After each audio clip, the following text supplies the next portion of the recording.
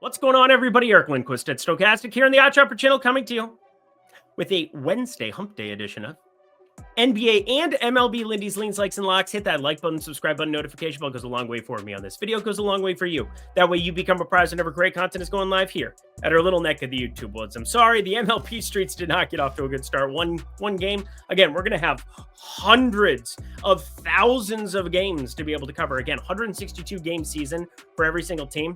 If I miss a play here or there in the early going of the season as we are building sample size, and again, I want you to be very cautious with your baseball bankroll at the beginning of the season. I went on a crazy tangent about it over on X. You can follow me at Eric Lindquist, purely because I've never had good results end of March to April. Everybody knows I turn it on May, June, July, August, September, October, and then we just run amok. It is insane, but I still love Pete Crow Armstrong. You still want to have your dudes and be invested in them on their comeback seasons. I expect that he's going to be batting seventh again today. We'll talk about that here. But MLB, 11 games on the NBA side, so I'm not going to talk as much here on the front end. Promo code DANCE. Throw it up on the screen, producer Jacob. 68% off your first month using code DANCE. That offer expires tomorrow. That is Wednesday at 11:59 p.m. Eastern time. Check it out. We don't just have the March Madness stuff, which again, new portfolio version 2 of Portfolio EV is unbelievable. Not just how easy it is to utilize, but all of the bets that are popping up. We have new markets that we are tapping into, that we have back tested for profitability, historical ROIs posted for all of those bets directly on the screen. The most forward-facing tool in the entire betting space. That can be yours for 68% off, and you get that first free week down below. So sign up down below. And now I'm done talking. I will talk about it a little bit later, but MLB first. Let's touch on what we saw yesterday and then discuss game 2. Dodgers and Cubs running it back, and then we'll get to the NBA section, so you can fast forward if you want just NBA. But MLB, producer Jacob, let's get to it. I said it before, I'll say it again. I apologize. It is one game, one play. Well, 2 plays technically that I missed there, but we've got 3 technically here. I'll talk about how it's technical. Dodgers, -1.5 taking on the Chicago Cubs. Roki Sasaki going to be starting for the Dodgers. I do not expect him to be pitching very deep into this one, but going through some of his Japan stuff, the guy is an absolute stud. There's a reason every single team was courting him like the phenom that he is. I mean, same thing. They have Yoshi and they have Roki. It is going to be good times if the Dodgers can keep starting pitchers healthy, because we've got Blake Snell coming up. You got everybody here on the Dodgers. This is just a juggernaut team. There's a reason they have 103.5 win total in Vegas right now. Just saying. When, well, they're 1-0 on the season.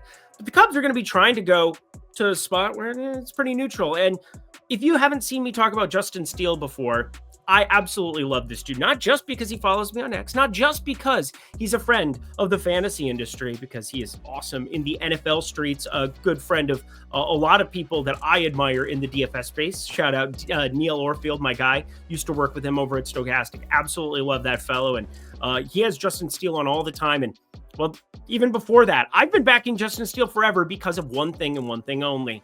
I love his ground ball rate. He continues to find ways to just induce ground balls in opportune times. Now, a 12.3 degree average launch angles, whatever, but he reduces hard hit in the most ridiculous fashion. Last year, 4.2% barrel percentage is as elite as you'll find in baseball. 258 xWOBA, same thing. 303 expected slugging. Only had the 24.3% K rate, but aside from a K rate, which is still above league average, even amongst relievers who should have higher K rates, just saying, but even though that is the only other thing, he is great at every other facet of pitching. Now, the Cubs played in Wrigley Field. It was the 5th best ballpark for pitchers. Talked about that a little bit yesterday, and some of my uncertainty about them getting into what seems to be a more hitter-friendly park. But 4-1, we ended up seeing pretty much the same stuff. Freddie Freeman got scratched, so you had some bad closing line value if you backed the Dodgers later into the day. You ended up taking care of it, though, because they're the Dodgers. 4-1 in that direction, and you had 4 innings from that bullpen. I talked about it. They just ran amok throughout the entire postseason. Well, they did the same thing in game 1 of the 2025 season. 4 innings, 6 through 9, no-hit baseball.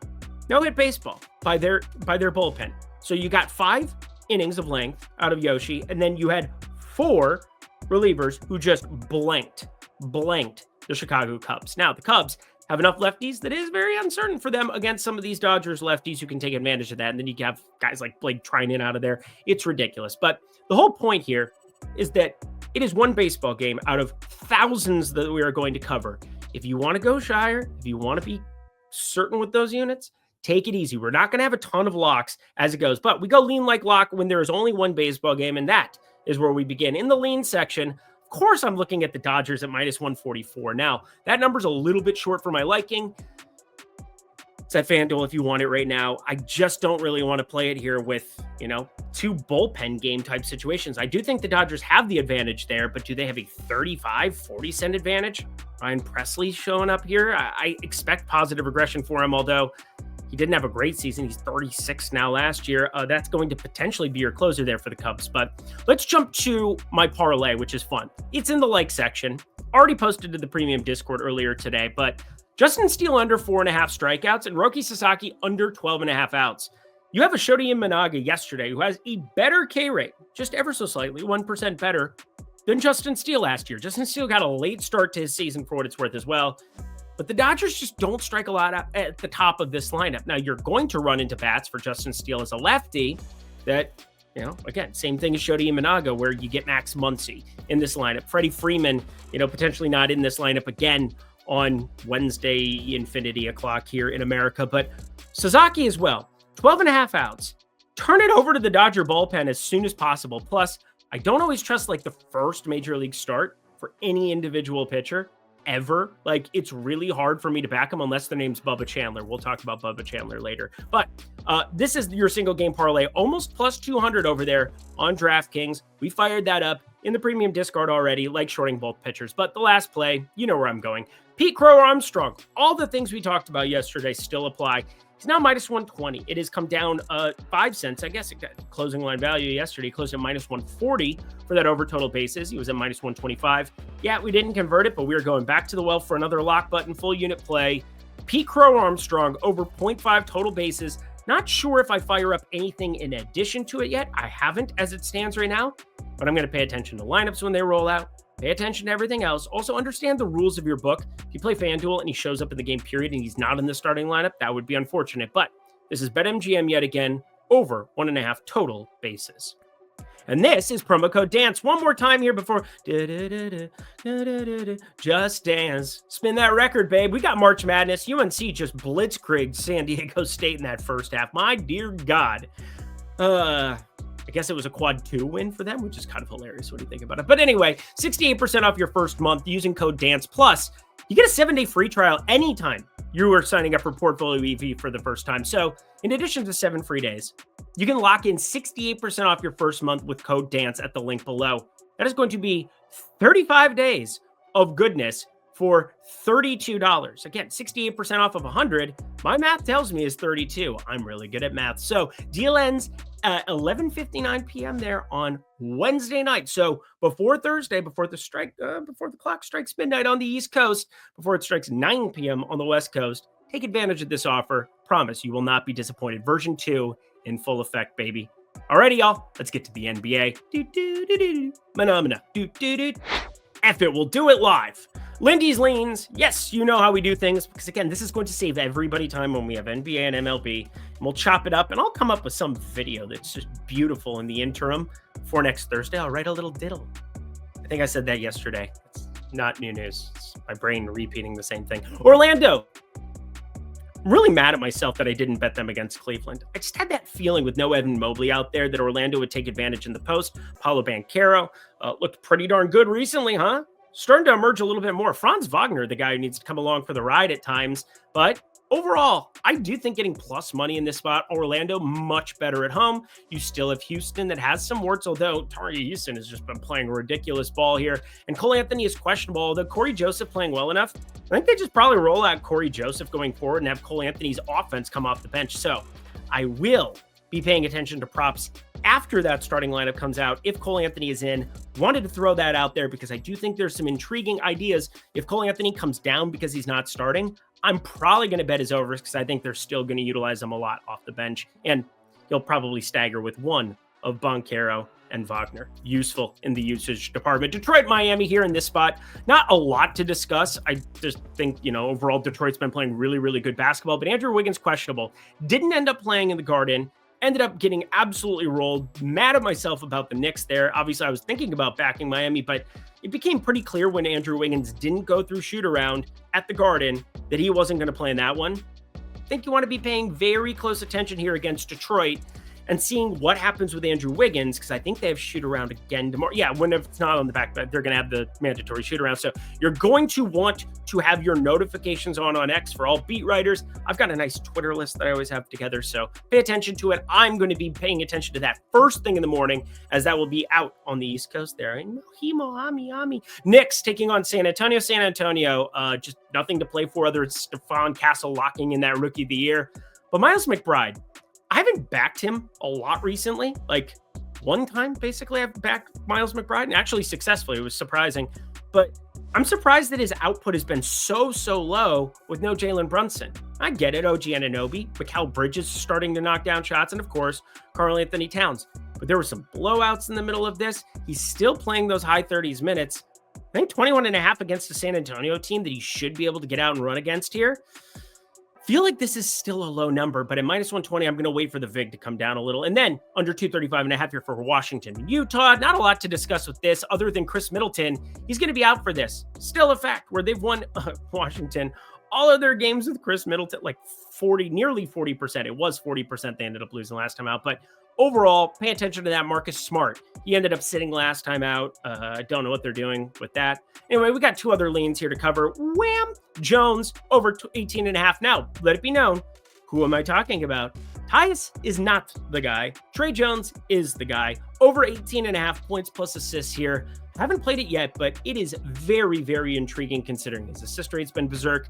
My main issue and why it's not in the like or lock section is because we have the possibility of Josh Giddey returning into our lives, which I don't enjoy. I don't think high schoolers enjoy it either. Anyway, last game, Cleveland, Sacramento, plus 5.5. Yeah, let's not back Sacramento here. Cleveland's on the back-to-back, but Domantas Sabonis ended up getting dinged up, turned his ankle. He's not going to be playing. He's already announced his out. Jonas Valanciunas has been playing better.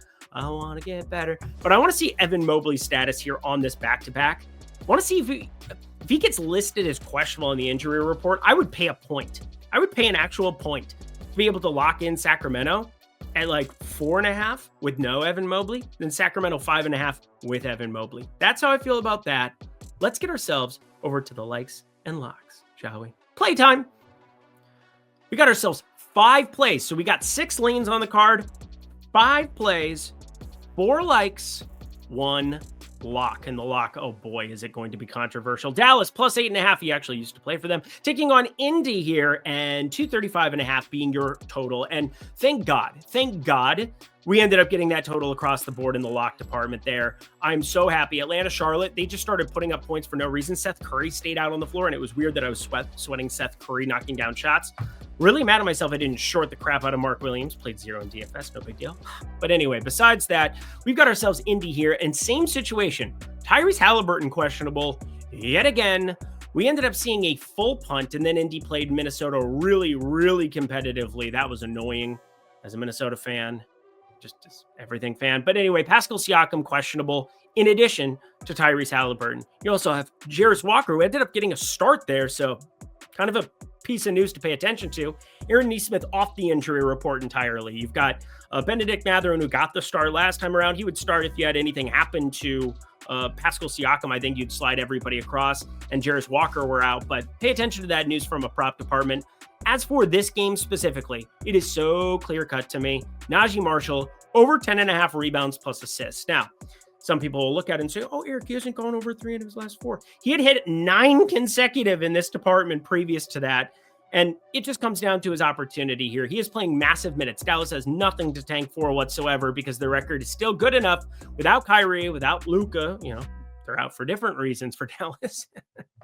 It's not even funny. I kind of feel bad for them. PJ Washington is back, and that should mute it to some extent. But Najee Marshall's still playing massive minutes, 10.5 rebounds plus assists. I like it.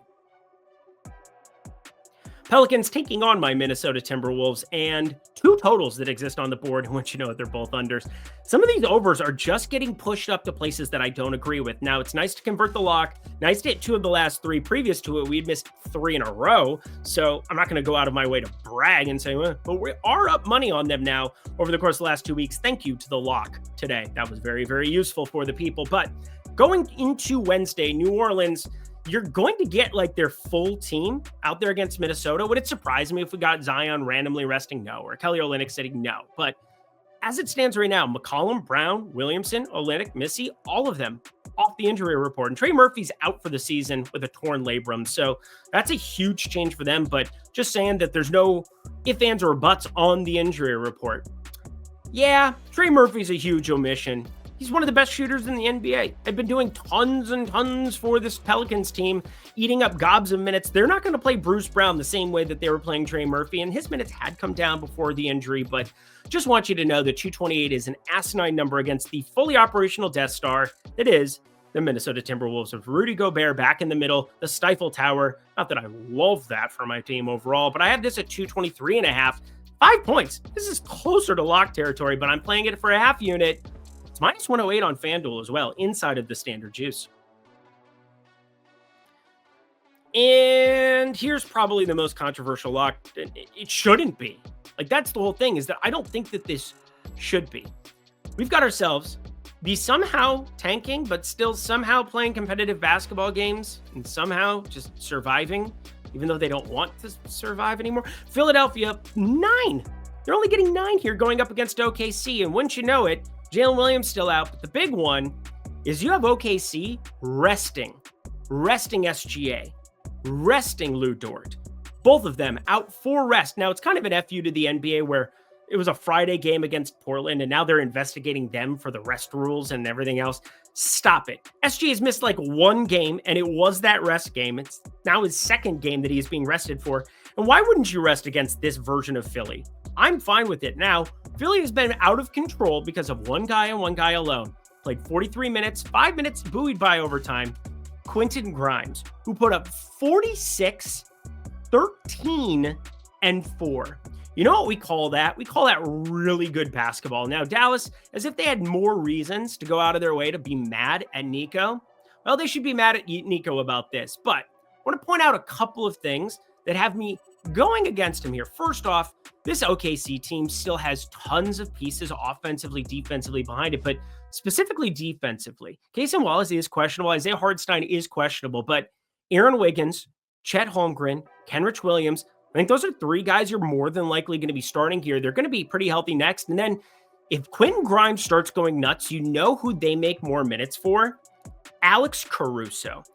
And if you have not listened to me talk about Alex Caruso defense over 5 years of doing this program, let me tell you, when Alex Caruso starts playing more than 20 minutes a game, it is a problem because he is the best on-ball defender in the entire NBA. And I don't think it's close. And I don't have like ball takes that go against my data just about ever. But if you put in a 35% usage, which is what you've had for Quentin Grimes the last 5 games, just asinine numbers. If you put in his assist rate and his rebounds, it's not going to look good just in the data if you're going to say he's going to play 38 minutes. But one, I don't think he's going to be playing that many minutes for a Philly team that really needs to try to secure a team.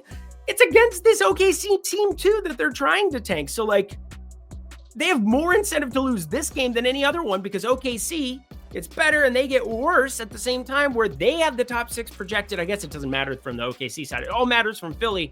But my point is that you give me more minutes of Alex Caruso where, you know, he might have been playing 16, 18 minutes and now he's going to vault into 20 plus, potentially start if Cason Wallace is out.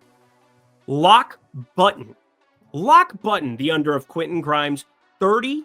What is it? It's sitting at, it's still at 35.5. I don't understand how this isn't moving right now. This is a gigantic number for a guy that was at 31.5 here recently. Now, obviously the minutes bump and the Nick Nurse stuff, he's continuing to play him. They have so many pieces out, but there comes a time where pride gets in the way. OKC will find ways to slow down Quentin Grimes. Mark my words. My favorite play of the last 2 weeks.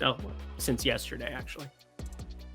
We had a lot to talk about there. I'll speed it up. Denver taking on the Lakers. And yeah, there's tons of injury news. And that's kind of what I'm playing at here. I waited for Jamal Murray in Jokic news for lots of reasons last time out, and Denver just goes out and beats Golden State anyway.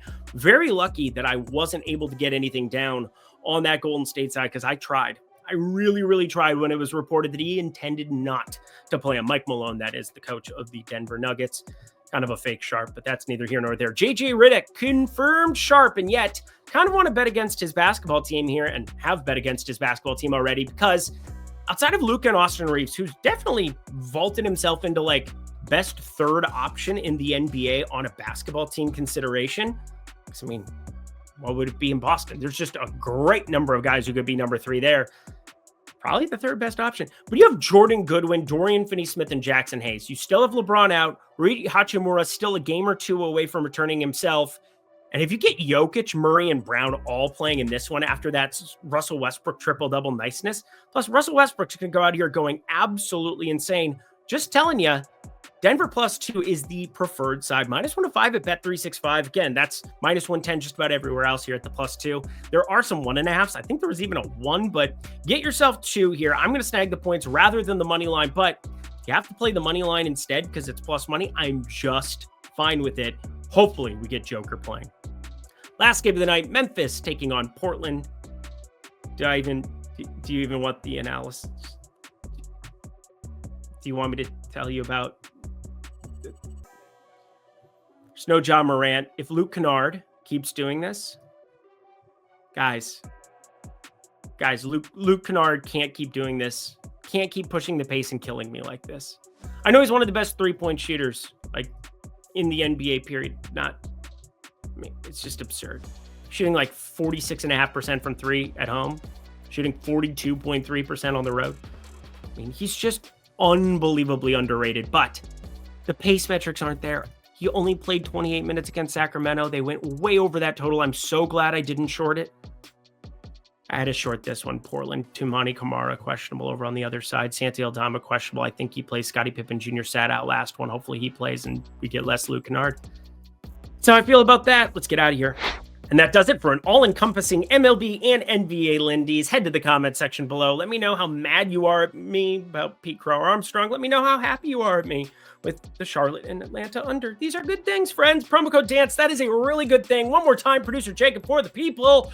Promo code Just Dance. Already sang it one time. Not going to do it again, but 68% off your first month. Get hundreds of daily NBA, NHL, MLB, college basketball, and more. We're talking MMA getting popping in the club now too. Oh yeah, back then hoes didn't want them. Now they're hoes all on them. Portfolio EV down at the link below. Would love to see you there.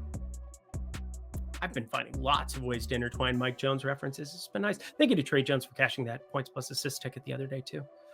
We'll see if we run it back here on Wednesday. Got to get the giddy confirmation, which is not a thing you should probably say in public.